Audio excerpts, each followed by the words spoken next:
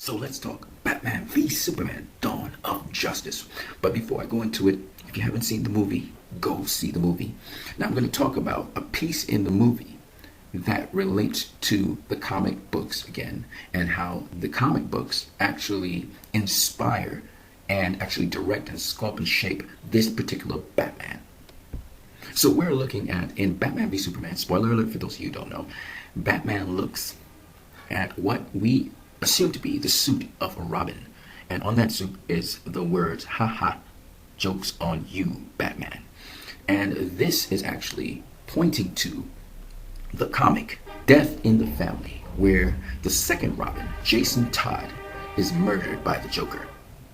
And let me give you a couple background pieces of information about the comic. And if you haven't read the comic Death in the Family, it's really a great read because it elucidates the psychology of Batman. The first Robin was Dick Grayson, and Dick Grayson worked alongside Batman. Batman stopped working alone, and he adopted Dick Grayson as the Robin. He called him Robin. And what's interesting about Dick Grayson was that his parents died as acrobats in a circus, and Batman adopted him as his surrogate son and as well as his partner in fighting crime. Dick and Batman disagreed in how to carry out things, and Dick went his separate way, stopped being the Robin, and became Nightwing. Now this is Nightwing you see here. He eventually ended up being the leader of Teen Titans. This left Batman to work alone, and the key point about Robin is Robin attaches Batman to humanity in a way in which Batman has to, as a mentor Robin, and as such it keeps him grounded in doing justice, but not in excessively brutal fashion. Now, after Jason Todd's death, and Jason Todd was taken under Bruce Wayne's umbrella, and he was the new Robin. But after Jason Todd found out that Two-Face had killed his father, he became erratic, and he really started to become more impulsive. He would just charge into fights. He would become more reckless.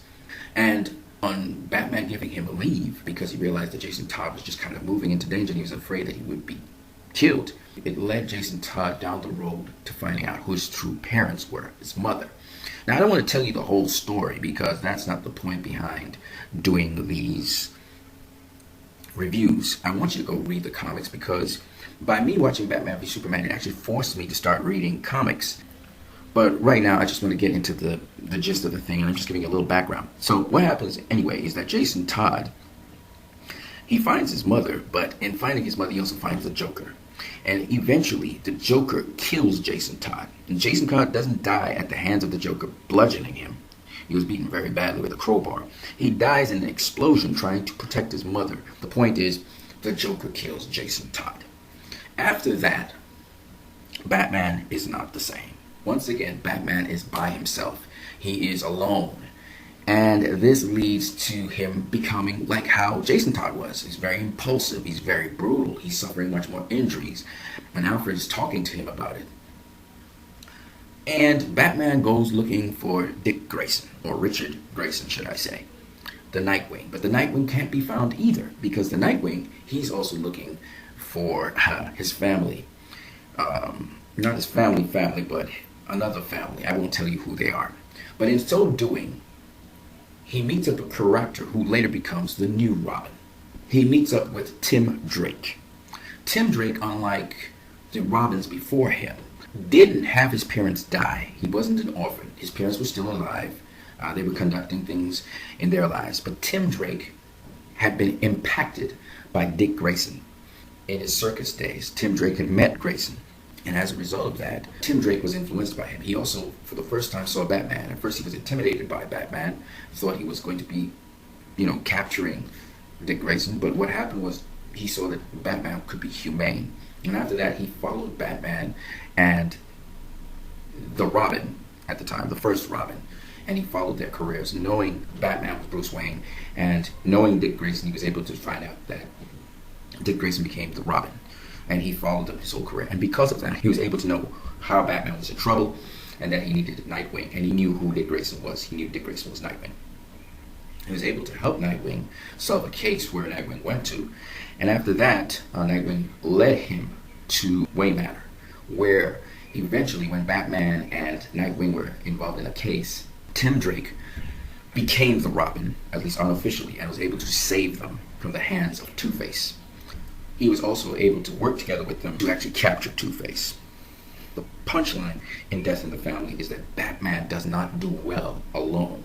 He starts to lose his composure and to think his way through situations. And a Robin keeps him in check so that he would think methodically, bounce ideas off of him, do justice instead of trying to take out his rage or anger or his emotions on the criminals that he's there, and therefore become blindsided. So two heads are better than one.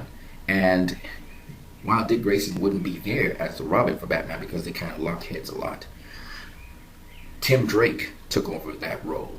It really puts a beautiful context into why Batman operated as he did in Batman v Superman. Batman was more brutal, he was more one-minded after the massive amounts of debts in Wayne Enterprises.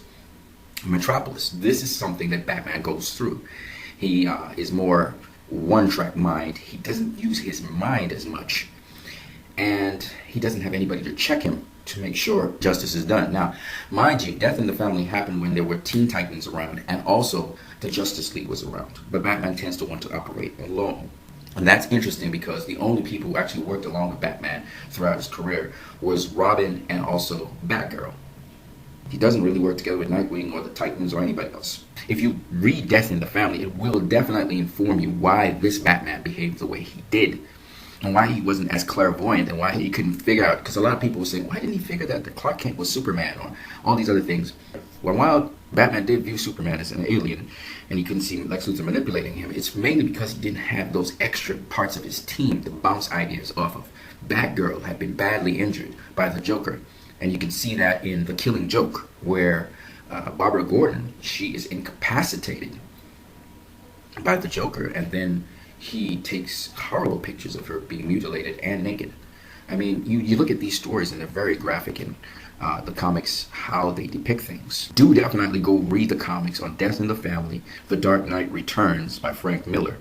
Another thing that was very interesting is that after the death of Jason Todd in Death in the Family, Batman seemed to not care anymore. He just was wanton with criminals, very, very brutal, very, very violent. He himself was suffering some serious injuries which would probably have incapacitated another person. And he kept on going back to Alfred and getting healed. And it reminded me of what happened in the Frank Miller Batman, where he was more brutal. Again, because he doesn't have a Robin or a Batgirl to keep him in check and to draw him and keep that balance in humanity. He only had Alfred. And even in Batman v Superman, Alfred, though he did play his role, it really took Superman to get him to start to focus, or Wonder Woman. And it shows again that Batman does need someone to keep his balance and his equilibrium in check. He needs responsibilities, a Robin, a Batgirl. He needs to be a leader of some kind. And that's the only way Batman actually psychologically can continue onwards, because he's a very, very damaged person. His psychological balance is very, very delicate.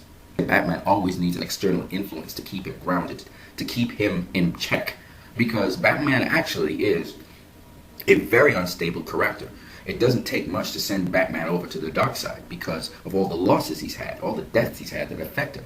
Batman always continuously says, you know, one day I know I'm going to have to kill the Joker. Either I kill the Joker or he kills me. So you get that kind of crazy balance, that tightrope that Batman constantly walks every single day. So I just wanted to give you, again, a big input into how Batman's psychology is in Batman v Superman is as a result also of Death in the Family, when you see him look at the Robin. But absolutely Nightwing is somewhere in that universe. So I'm looking forward to seeing how this DC universe handles all these different people in there. We know for a fact that Star Sapphire is actually existing in this universe. So on that note, I hope you guys enjoyed this short video. And if you haven't seen the movie, go see the movie. I'm going to go out and see the movie in a couple minutes' time. The 8th time, I tried 3 times. I failed to get through 3 times. I'm hoping this 4th time I get through. I'm not really somebody who read comics, but now I find myself reading comics. It's really awesome. You guys have a great one.